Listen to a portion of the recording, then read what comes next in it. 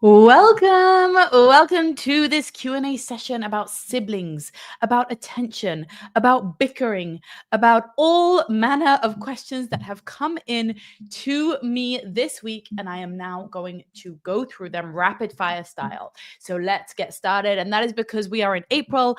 I have a no question goes unanswered policy this month, and so if you have a question, make sure you leave it to me on my latest YouTube video. That's the best place to leave it. I will make sure to add it to my mega spreadsheet and get through them all. All right, we're going to start with a question from Taryn, and she writes, "Hi Avital, I wanted to say a couple of things. First, I actually got choked up several times when you were talking about the importance of the marital relationship as primary. One of the older ladies I go to church with is old and has told me about this, and it didn't really hit. I guess it was the delivery. I feel a bit stuck in this regard, but that's a discussion for another day." So first of all, Taryn, maybe it's a discussion for another day. I know you have another question to ask me here, and that's fine. But you should just know that I do run a whole course called Married You and a membership called Desire Lab, which is all about creating chemistry and desire and passion and stability in our long-term relationship. So I can help you with that. But yes, a discussion for another day. You wrote, "I know you wrote a book about this, but I wonder if you could help me make sense of this. I have a 2-year-old daughter expecting a second this fall. Congratulations. And she does not do independent play. She never has. She requires attention with every activity, coloring, painting, blocks, active play, puzzles, anything. I don't know where this stems from or how to change it at this point. I believe she is securely attached, maybe too attached. I'm still nursing her 2 or 3 times a day, and she has just started sleeping by herself this past month. She has had restricted screen time, not to sit and veg out, but to show her things she's interested in. I haven't really kept track of how long. I've never been a hovering parent. I stayed at arm's length when she was developing her motor skills, and I'm at the point now where I'm happy to let her wander off if she can still see me. Maybe she just needs more outside time. It's been a long, hard winter. She has a little gym set up in the basement with an enclosed trampoline and a gymnastics bar with mats. And again, she won't jump on the trampoline without an audience. I've tried to take her down there and let her loose, and she just keeps coming back to me or demanding that I watch. Is there such a thing as being addicted to attention? I just don't get it." Okay, does anyone else here struggle with a child who is perhaps needing attention all the time, or presents as needing attention all the time, demands attention all the time? "Come, mommy, watch me, do it with me, play with me, read to me, be with me," right? A child who has trouble letting you go off and do anything else. So first of all, yes, I have written a book about it. Let me show it to you in case you haven't got your hands on it. Make sure to get your hands on it. It's called Reclaim Play, and it's all about independent play. I also have a course if you want to see it in action, see examples, see how I set up the spaces, all of that stuff. It's really worthwhile, and I highly recommend it. And this one is also full of illustrations and lists, and you can just kind of reference it as the age and stage of your child. So it's really helpful in that regard. But I do want to say this. I don't want to call it addicted to attention, okay? But there is such a thing as giving your child too much attention. There is such a thing as never setting any kind of boundary or expectation of your child to play independently. And it is up to the parent to set the example or to set the expectation or to hold this kind of energy of, "I'm busy now." Now, we have grown up as social creatures. Humans have developed in hunter-gatherer societies. We are not really evolved for that one-on-one intensity of just one adult and one child in an apartment, which is how so many of us raise our children today. And that's why sometimes we want to pull our hair out, because when they say it takes a village to raise a child, they're not just referring to the village adults, right, to the elders and the wisdom. They are also referring to all the kids in the village. There's a bunch of kids running around, right? 2-year-olds would typically be ushered around by 5-year-olds and 7-year-olds and 13-year-olds, and not just their parent who has chores to do and gossiping with other parents to do and self-care to do, and we are not designed to just have this one-on-one focused attention with our child. We're designed to have a dispersed attention around the group, right? A group of children running around and a group of adults overseeing them, taking turns, kind of scanning, watching out, noticing dangers, helping kids in need, and older children mentoring and helping younger children, so that there's so much less pressure on the adult. So, Taryn, this is a tough piece of advice for most of us to follow in the modern day and age. We just don't have this option. But I have to tell you that with a lot of effort and many, many years, my husband and I have been able to build more and more opportunities like that for our children, where they're not the only kids there, right? And now you have another one on the way. Siblings is already a beginning of that for sure, right? It's a playmate. And as they grow, you can trust them more to be more alone together and that kind of thing. So it does become easier. But also having other families around, like, you know, hosting more, meeting in the park more. If the weather's fine, it's even easier, right? To get out, to meet up together in the library or in the community center or somewhere, so that you're not just putting all this pressure on one adult and one child. I think you'll notice that she's much happier to toddle off when there are other toddlers toddling off, when there are other kids. Hi, Nilab. Welcome from London. So good to see you here. By the way, if you're watching me live and you have a question, please feel free to put it in. If I can't get to it now, make sure to put it on my YouTube comments so that I see it and get to it in my next live session. Okay, so that's the first thing I want to say, is that you should try to include other people and not just you and her if you want her to develop more independence and more kind of independence from you, right? A less intense attachment. There is such a thing as an attachment that is too intense, especially for a toddler, transitioning into being a child. We want our 3-year-olds and our 4-year-olds and our 10-year-olds to be able to go off and do things, right? Even if it's just climbing the slide or, playing with friends in the sandpit or reading a book without our constant involvement. Now, Taryn, you say you're not a hovering parent, and that's amazing. Well done. Don't be a hovering parent. Kudos. But just by nature of the fact that it's just you and her in the house, there's an element of hovering because she's kind of always aware of your attention, where your attention is. Okay. So what I want you to try and develop is this kind of side-by-side parallel experience where you're doing your work and she needs to go and do her work, which is her play, or maybe helping you with chores or whatever. That's fine too. But for example, you can say no. Okay, you can say no in so many words. Okay, it doesn't have to be no. It doesn't have to be harsh. It shouldn't be harsh, but it should just be like, right now I'm folding the laundry. You can play with the Playmobil. You can do the magnet tiles, or you can go, and draw a picture. But right now I'm doing this. I'm not going to divert my attention to you. And I think it's good to withdraw your attention a little bit. And one of the things I teach in the book is something I learned, and I forget who to attribute this to. I'm sorry. I saw it on social media once, but they called it the inchworm effect, right? And inchworms kind of come together, go apart, come together, go apart. And this idea of having intense attention, right? Like at meal times, at caregiving times. This is also a Janet Lansbury Rye concept where you're bathing them, you're changing a diaper, you're putting them to sleep. You've got that like eye contact, that closeness, that connection. But when it's time for you to do other stuff, self-care, emails, homework, work, whatever, she doesn't have your attention. So you come apart, and you want to create that. So when she's constantly telling you, watch me, tell her, I'm not going to watch you now. You do your thing. And in 10 minutes, when I'm done with this work, you can show me what you've put together or something like that. So it's okay to say no. You're not going to insult her. You're not going to make her break. You're not going to traumatize her. God forbid. You're not being neglectful. Children are not actually evolved to have that level of intense adult attention on them all of the time. And it's not good for them. Okay. And here's the piece I just want to release you of your mom guilt about this. It's not good for children to have constant, intense attention from their adult. Okay. It's good for them to know their adult's there, to feel safe, to know their adult will respond to their needs if, God forbid, they're hurt, they're hungry, they're tired.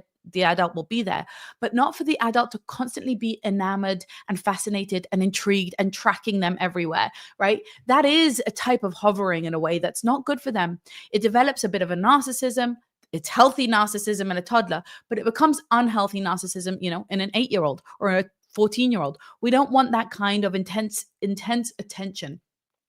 We want dispersed attention. We want the child to feel like I'm in a safe place because there are people who know what's going on and who care, but not because my adult is, focused on me. Does that make sense, Taryn?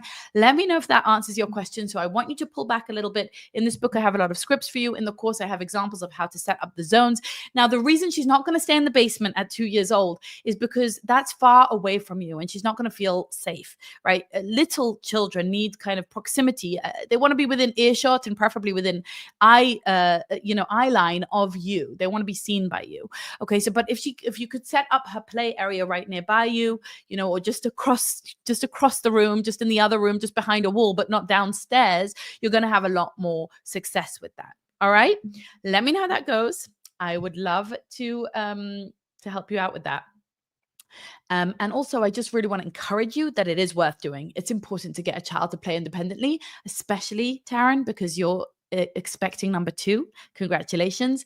And when number two comes along, you're going to need your elder child to be able to do a puzzle, or to be able to look at some books or do some painting or play with blocks, so that you could manage with number two, whatever it is that you need to do, put them to sleep, etc. Okay, so you can do it. You've got to wean her off this constant attention. You've got to feel confident in yourself that no is no, and that's okay. That's perfectly fine. It doesn't make you a bad mom. It doesn't make her a neglected child. It's actually really good for her. She needs to develop her independence, and you're going to help her do that. All right. Nilab asks, what consequences to give to children fighting and hitting each other? Okay, I'm so glad that you asked this. I unfortunately have experience with this in my own family. Okay, so children who are fighting and hitting each other. First of all, I similar to what I said about independent play, when it comes to conflict resolution with siblings, I believe in intense attention at times and then backing off. Okay, so you're not constantly kind of grinding them down and yourself down and exhausting yourself. What I often see, and if you watch my videos where I react to gentle parenting on YouTube, what I often see is a kind of very gray zone parenting, where we just think that's not nice. Hands aren't for hitting. Sit on your hands. Hey, you should say sorry. Don't gentle words, please. Kind words. Be kind. This kind of droning on of mantras that we've read in the books and we've seen on Instagram, and that our kids just learn to completely ignore. It becomes like elevator music. It's just background music. They're not hearing us. It's not instructive. It doesn't change their life. It doesn't change their approach. There's nothing clear and crystallized and dramatic, and there's no conviction to what we're saying. We know they're about to do it again, and we just kind of want to stay calm and don't want to come off too harsh or too strict. So we just repeat our mantras until we get helpless and we feel powerless and we feel triggered, and they're carrying on and they're doing it again, and it just escalates, and in the end we're like, that's it, I've had enough. We lose it, and then we feel guilty for losing it, and it's just a vicious cycle. Nilab, stop me at any time if any of this sounds familiar, if you know what I'm talking about, if you've experienced this. Okay, I know that I really have, and that's because these tools of this gentle, repetitive, mantra-like, education of children on conflict resolution, I think is counterproductive to human psychology. Okay, and here's what I mean. When a child is behaving badly, okay, let's just call it bad behavior, like hitting, even if they were provoked, okay, but they've been the back and forth, they're arguing, that one screams, that one grabs, that one scratches, and then they hit, right? Whatever. Bad behavior, let's just call it bad behavior. A child behaving badly, there needs to be a disruptive element. And why? Because they need to know that that behavior isn't tolerated. What happens when we just sit there and repeat the comments is that we're teaching them that the behavior is in fact tolerated. We tolerate it. We sit there, we sit through it, we keep tolerating it, we keep staying calm, we keep, stating our sugary lines, we keep regulating ourselves so we can be a good role model, and we're not doing anything in terms of follow through or consequences or action or tone of voice to show that it isn't tolerated, that we won't put up with it. Okay, so when children start hitting each other, what I would actually do is get physically involved. So you come to them, you can say it once, but if they don't immediately respond, then you physically take them apart. Hey, I won't let you hit. Okay, you have to be firm and clear in your tone of voice that this won't be tolerated. This isn't the time for empathy and endless understanding. And why did you hit? And what has happened to lead you to hit? And you know that that's not like you. And all these words, no, they're triggered.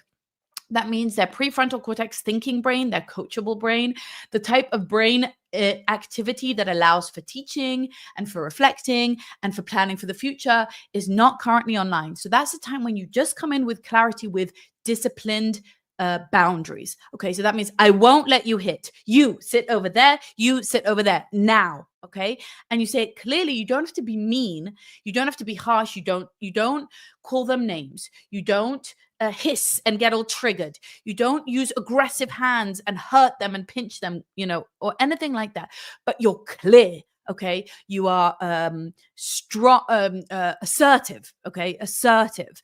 You're the leader, and you won't put up with this. So you come in there and you separate the children. Okay, that's the first thing that you do, and the reason is because our brains and bodies get acclimated. We get used to particular behaviors. So if I'm used to hitting every time I'm annoyed and there's nothing that disrupts that, then I just keep doing that, right? That just becomes a norm.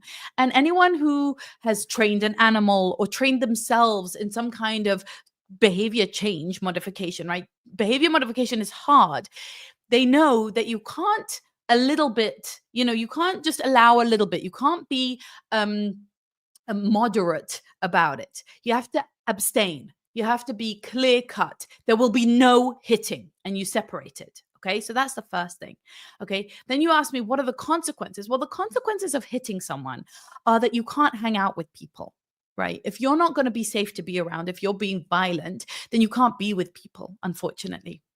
Until you've understood what you've done, you've made amends, you've made a proper apology, you've owned your behavior, and you've taken accountability, you're not fit for socializing in that moment, right? So to me, if my children are hitting, the first thing I'm doing is sending them away from each other. And I'm telling them, until you can behave like civilized individuals, until you can apologize for the way that you've behaved and find a different path forward, you're not here anymore. You need to be, you can choose. I don't mind. I'm not sending you to a timeout, with the door closed in your room, unless you're being continuously violent, in which case I have to do that. But what I am doing is I'm sending you away. Go and choose any space that doesn't have other people in it. Okay, you can go sit on the couch, you can go sit on your bed, you can go sit at that table where no one is, you can go outside. You cannot be inside with your sibling until I can trust that you can behave in a proper manner, which means no violence. Okay, and then there's a cooling off period, because that always has to happen when people are angry. When people are angry, like I said, the prefrontal cortex is online, and we need time for all of that cortisol, all of those stress hormones to calm down, for their thinking brain to come back online, for them to feel some remorse, feel like, oh, I didn't get a good result from that behavior, calm themselves down, re-regulate themselves, and then they can re-engage. Okay. And then that could be a coachable moment. So then we can say, okay, I understand you were really upset that he took your toy. Reacting with such violence is not appropriate and isn't tolerated. Let's talk about what you could do instead. Okay. And then the idea there is for them to focus on what they've done wrong. Siblings are obsessed with what their sibling has done wrong, right? Has this happened to you with your kids? My kids will just sit there, but he did this, but he did this, but she said, but she started it, right? And the idea is to start by saying, look, I know. Maybe he did 100 things wrong. Maybe he did, maybe he was terrible, and we can talk about that soon. But the only thing you control is you. You control your reaction and how you responded. So why don't you tell me what you could have done differently, how you could have shown up, what you can do next time? Because I do need to see that you're learning a lesson from this and you're going to make a change. Okay. Because people are always going to be offensive to you, take things from you, sit in your spot, take the last cookie, whatever, right? That's always going to happen in your life. My responsibility to you, my child, is to help you learn to handle that, not to control the environment and make sure no one ever wrongs you. People are going to wrong you your whole life, and you are going to need to learn how to be bigger than that, how to rise above, how to stand up for yourself, yes, but not through violence, unless that's really warranted, which with siblings, it typically isn't, right? This isn't a dangerous situation like a bully grabbing them in the street and they should hit back, right? That would be good for them to hit back and defend themselves. No, this is you using violence because you haven't managed to master and self-regulate and use, your words. Okay, in that case. All right, Nalim, let me know if that makes sense. Michaela, hello. Is treating siblings equally a mistake? Should the big sister have more rights and privileges? My girls are 4 and 7. Thank you for all your wonderful work. See you in the studio. Michaela, tell me what you mean by equally, okay? Because maybe you give me a couple of examples. I think that a 7-year-old and a 4-year-old are not equal in terms of their rights and privileges, right? Like 7-year-olds are going to be allowed maybe a later bedtime, or they're going to be allowed to do things, to use tools that are a little bit more dangerous, right? Like maybe they're chopping with sharper knives, or they're learning to use a match, or they're able to be a mother's helper with a baby where a 4-year-old couldn't, that kind of thing.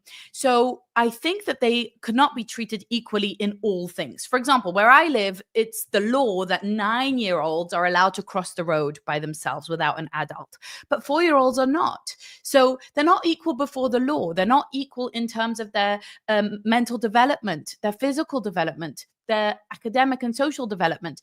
7-year-olds might be allowed to have a sleepover. 4-year-olds typically wouldn't, that kind of thing. So no, they shouldn't be treated equally, because as you take on more responsibility, you unlock more freedoms. And that is a theme that should be present throughout their childhood. The more responsible you are, the more freedom you have, the more privileges you unlock, right? If you're really responsible with money, I might give you money and allow you to spend it from time to time, at your leisure. Like my 11-year-old has some money in his bag, and I trust him because he's proven himself and he has taken on, responsibility with that. And he's been careful about getting change, about not spending it on junk, right? That kind of thing.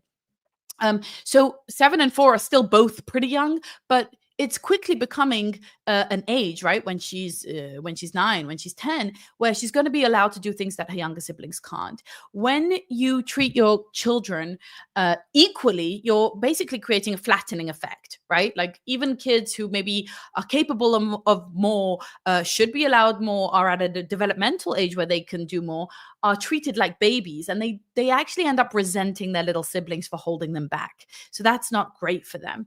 So instead, I would say to each their own, right? There are certain house rules that everyone has to abide by. Even your 4-year-old can clear their plate after dinner, okay? I pull my 4-year-old back and say, excuse me, sir, you forgot to clear your plate. Please come and clear your plate. Like that kind of thing, okay? But there are some things that they can all do, but there are going to be some things that your 7-year-old proves that your 7-year-old can, and that your 4-year-old can't. And that's okay to say, when you're 7, you'll be allowed to do it too. Okay. When you're her age, you'll unlock those things as well. Does that make sense? Mihaela, let me know if I've answered your question. Felicia says, any tips for this with pets? Pulling our cat's tail and sitting on it. He's under 3 and the cat is young and meows for help. We've tried lots of things, but I want it to gentle parentish and no spanking. Okay, I don't believe in spanking of any kind ever. So that I'm with you there. But look, it's very, very difficult. What I would do is save the cat. Right. So if the cat is being harmed by the child, you have to scoop the cat up, take her away, say, oh, are you okay?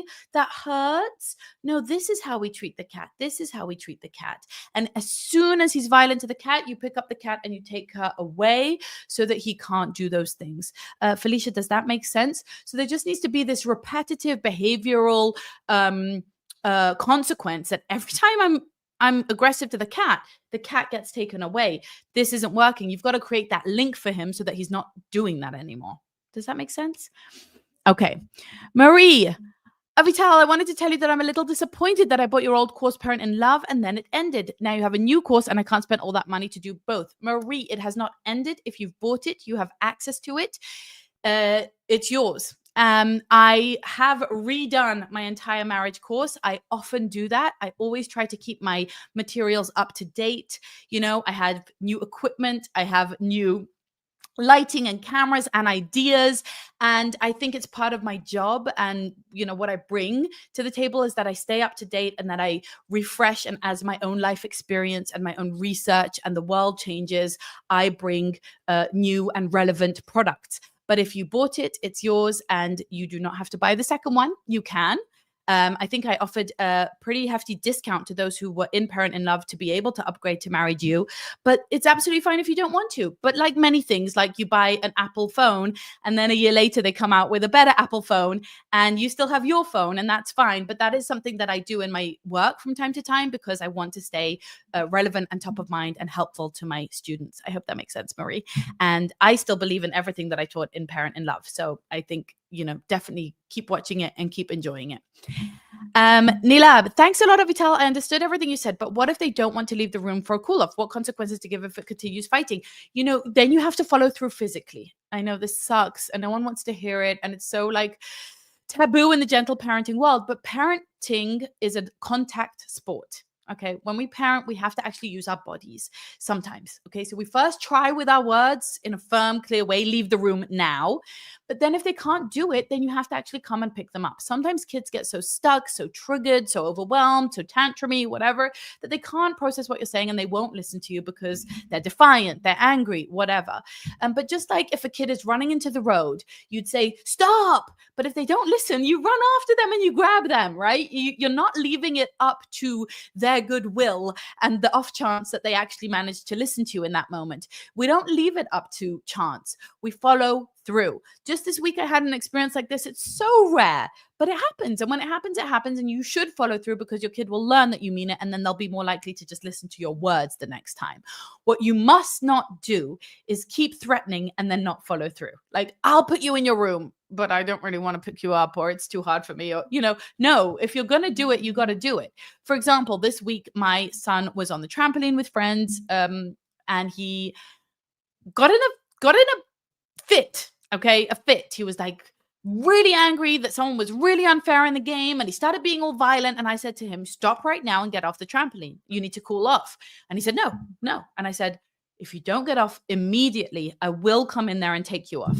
And he's like, no. And he's like standing there defiantly, like, fine, come and get me, because he knows I don't want to get in the trampoline. I climbed into the trampoline. We were all laughing by the end of it, but I picked him up, fireman style. And he said, come on, sweetie. I wasn't angry. I wasn't hurting him, but I was very clear that if he doesn't listen to me, I will make sure he does. There is no wiggle room. Like, our children, our young children do absolutely have to listen to you. You have to establish authority.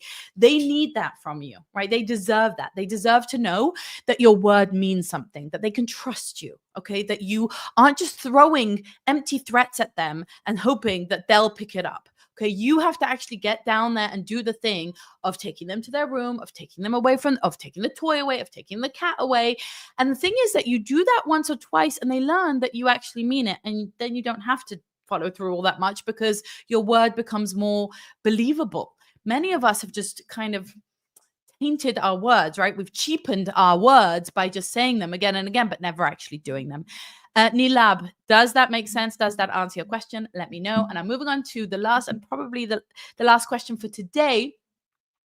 But I promised that I won't leave any question unanswered. I have a long list of questions still yet to go. I will come back hopefully tomorrow and answer more, but keep them coming. I will continue to answer them. And if you like my style of coaching, if you like having someone to ask questions to, me, in other words, join the studio, because, by the way, the early bird price ends this Friday. That's in 2 days. If you're at all curious, if you'd like to check it out, if you want to be heavily supported in your parenting with the curriculums, the lists, the scripts, the ideas, the projects, the community support, my coaching all the time, then join, because that's where you'll get it. If you don't feel like, wow, I grew up in this home that I want to emulate, I just want to do things everything like my parents did, I'm so happy with the way everything's going in my home, we're doing all the things I always fantasized that we would do, like the meals and the outings and the albums, and if you don't feel that sense of bliss, then join, because this is important. Your family's really important, and that's what I'm here to help you do.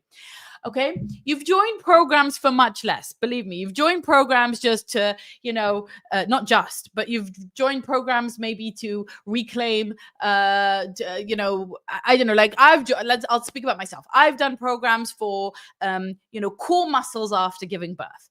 I've done programs to prepare for giving birth.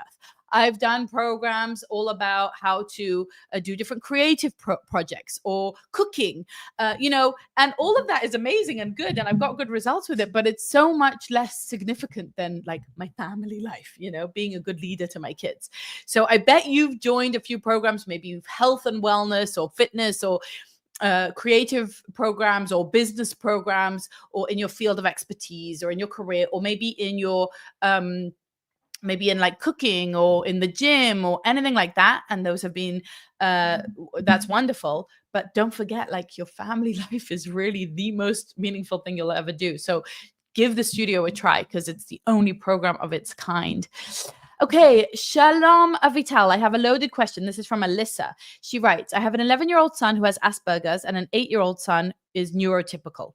My children are homeschooled and always have been. My 8-year-old is obsessed with his 11-year-old brother. All he wants to do is play with him, and that's it. He could care less about friends. And never his family, My 11-year-old is growing up and he wants to hang out with his friends and have his family. And because he has Asperger's, though he's 11, his maturity is much lower than that. So it's kind of a weird challenge. I would also like to add that we have come to the understanding that the commandments are still applicable in our day-to-day lives as believers, and we keep the biblical Sabbath and feasts, etc. We've been doing these things for 5 years, but my kids have been raised on the Bible since they were born. So both of my kids have been taught all of these things. As I was being led, I was showing them along the way, and they are very passionate about this truth. Okay. So much so that my 8-year-old refuses to lie, honors his parents, just a very good child, and really takes it seriously, which I know is a huge blessing. But the issue with this is that my 11-year-old turns into a chameleon when he's around his friends. I'm okay with him having an outside life with friends because that's life. And my youngest needs to understand that my oldest is growing up, but also my youngest is always telling me the things that the 11-year-old does around the friends that he wouldn't say or do if he was home, knowing our biblical understanding. I guess all in all, my two questions are how to handle my oldest wanting to grow up when he's not yet mature enough and becomes a chameleon and leaves his beliefs at home to fit in with his friends, and how to appease my youngest who just wants his oldest brother to spend time with him, even though his brother always chooses his friends over him, but has a hard time finding his own passions because he's just so obsessed with his brother. You're such a wealth of knowledge and blessings to us all. Thank you so much. Okay. Okay. Two things. We'll start with your youngest wanting to be with your oldest. Okay. Let me know. Have any of you had this experience where one child really wants the attention of another child? I think I was that child as a kid. I just wanted to play with my big sister. She just wanted to play with her friends. But here's the hard truth, okay, is that older siblings need space from younger siblings. They actually need protection from younger siblings. Younger siblings are cuter, and younger siblings always get all the attention from the parents and get let off the hook and are expected to do a lot less around the home, a lot less helping, a lot less chores, a lot less responsibility. And older siblings really need that space and that protection from always having the younger siblings kind of shadowing them all the time. Okay. It's sweet, it's adorable, it's gorgeous. We want them to have good relationships, but for the benefit of their relationship, there needs to be some separation as well. Okay. So togetherness and family meals, togetherness in the morning and in the evening, togetherness on holidays, togetherness on vacations, togetherness in the family rituals for sure. But that's enough togetherness. The rest of the time, the 11-year-old is allowed to hang out with their friends and not with their 8-year-old brother. And you can tell your 8-year-old, dealing with, I'm just telling you now, not what to tell your 8-year-old, but dealing with disappointment is really good and important. Dealing with rejection, understanding that even people who love us don't want to spend 24/7 with us. Understanding that different kids have different privileges and rights and timing and freedoms and ages and development and needs and temperaments, and that's okay. And the fact that your 11-year-old has friends to hang out with is wonderful, and do not feel bad for your 8-year-old because he too will develop friends to hang out with. 7, 8 is exactly the age where children start to develop a keen awareness of social groups more than their family groups. That's when they start to care about friendship. So maybe he's a little, slow in that area to develop that need, but it will come. And I would encourage it. Does he want to do martial arts? Does he want to go to the playground to play soccer with his friends? Does he want to invite a friend over for a play date when your 11-year-old goes out with other friends? I would just help him and encourage him, but also don't be apologetic or empathetic to that, because not too empathetic, because it's not a problem. It's normal. It's healthy. It's good. It's as it should be, right? Like older siblings need to differentiate. They need to go off a little bit. They don't want to have an 8-year-old tagging along, especially an 8-year-old that's coming back and telling mommy everything I did that wasn't quite as biblical as she might like, right? That's going to start to irritate the 11-year-old, and he needs a bit of space from that. Okay. So we'll start with that by just saying, encourage your 8-year-old. You use the word, you said, how can I appease my youngest? Don't appease him. Let him be bored. Let him be frustrated. Let him feel left out. Let him feel the sting of rejection. Those are all things we need to be inoculated against in our childhood. So just like, whatever, we're not going to get into the vaccine debate. Some people do, some people don't, whatever. But the idea of vaccines is that you get a little bit of a disease and your body learns to handle it, to immunize yourself from it. Forget vaccines, even just germ, exposure, right, gives you that. So if you're exposed to germs, your body learns to fight it, and then, you're more equipped, you're immunized against those germs. That's what we need in social life as well. A little bit of rejection, a little bit of disappointment, a little bit of boredom, a little bit of frustration. All of those things are really, really good in childhood because we become stronger. We learn to handle them. We realize that they don't break us. We realize that, not everybody always wants to hang out with us all the time, and we can handle it. Good stuff. Don't take that away from him. Don't try to placate, to soothe, to pacify, or to somehow appease and replace or cajole the 11-year-old into spending time with him. Let that be organic. Let that be normal, and it's fine. Now let's talk about the other thing. It sounds to me like your 11-year-old, even though you said he's less mature, perhaps socially, because of you said his maturity is lower than his friends. So it's kind of a weird challenge. You said, I'm saying in your language, you said, but he wants to hang out with his friends. And you associated this with his Asperger's. Now, I do always need to disclaim, I say this as often as I can, but I'm not an expert on neurodivergencies, okay? I'm not an expert on Asperger's. I'm not an expert on your child. You are. But here's what I want to say. 11-year-old, perfectly normal and healthy to hang out with friends.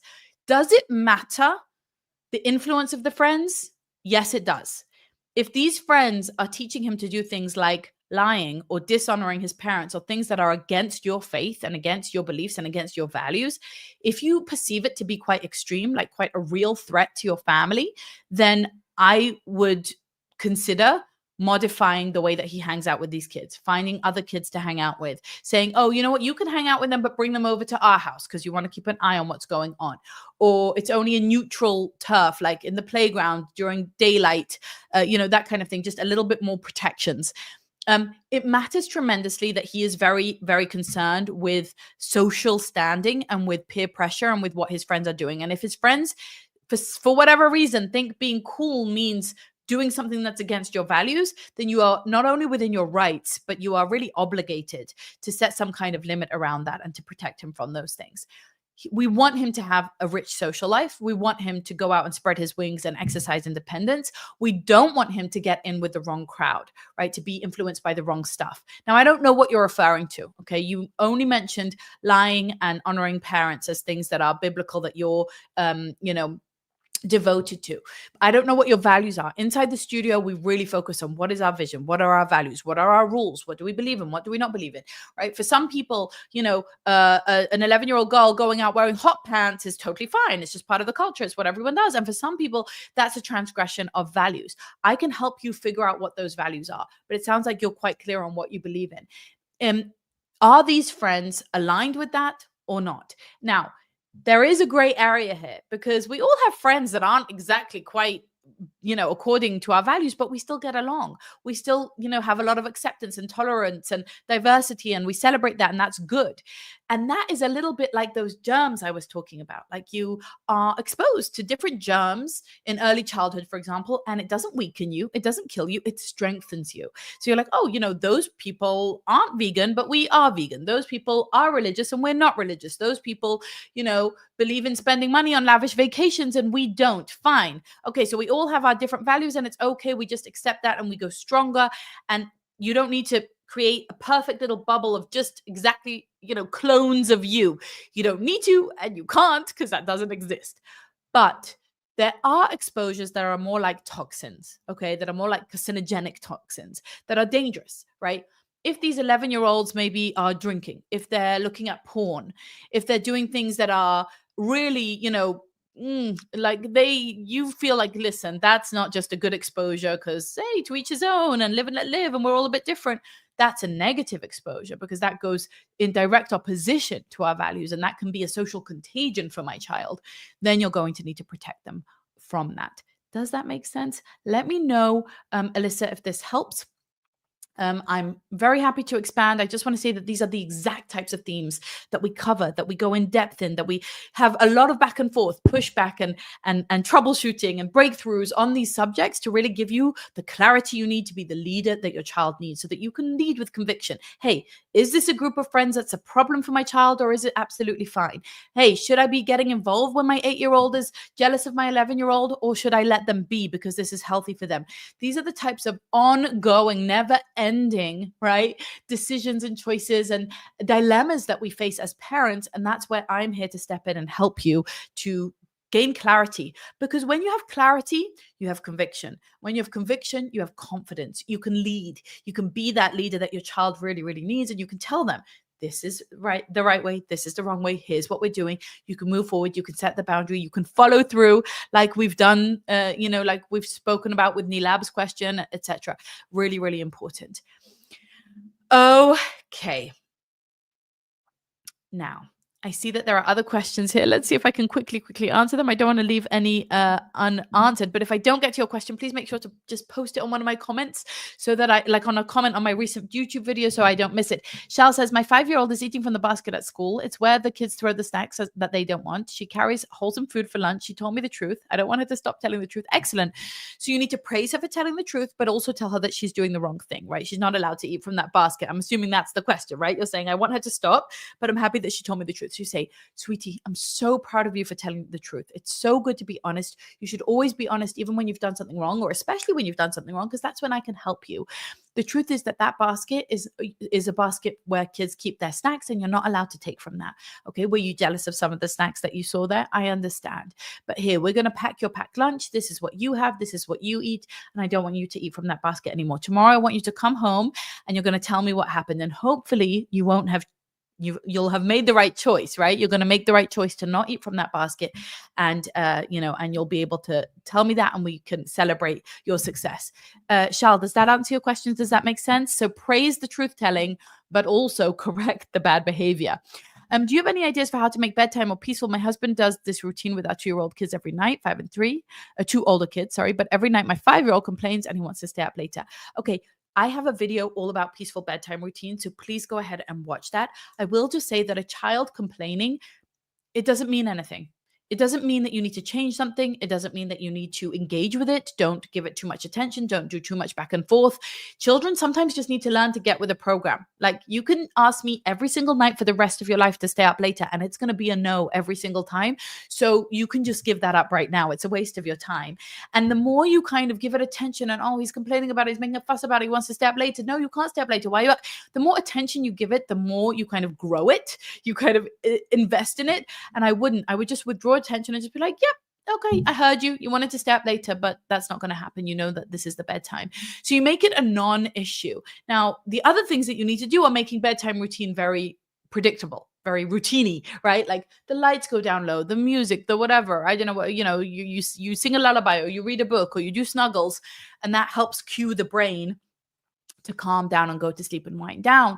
But really important is not to invest too much in children's complaints. You want to train them not to complain. So you want to train them to get positive reinforcement when they are not complaining all the time, and not to get, I have a couple of complainers in my family, okay, who constantly find something to complain about. Oh, I'm not happy about this. I'm not happy about that. And that's something that you don't want to feed. You want to kind of give them the attention when they aren't complaining, right? And when they are complaining, just kind of turn away, almost ignore, almost not noticing. Oh yeah, that wasn't what you most like. That wasn't what you most preferred. I hear you, but not giving it much of your attention, because it's not a good quality for them to develop. Becoming a complainer, someone who always fixates on the negative, a pessimist, those types of things, is it's counterproductive to a good life. It's not good for your relationships. It's not good for your health. It's not good for your work. It's not good for your longevity. It's not even good for your finances. People who are optimistic live longer, make more money, have happier marriages, etc., etc. So we want to help them to detrain, right? To detrain that neuronal pathway, and to train a different neuronal pathway of gratitude, of optimism, of acceptance, of being content, that type of thing.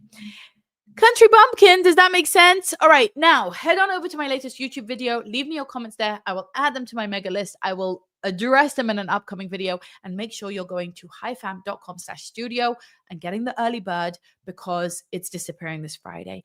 We have amazing members in there. I have an amazing curriculum to share with you. The results that people achieve are phenomenal. And if you don't feel like you have an inspiring parent in your life, clarity, conviction, confidence, that you know exactly how you want to lead, you know exactly what type of home you're trying to build, then join me, because that's exactly what this is for. All right, I'll see you on the inside. Much love.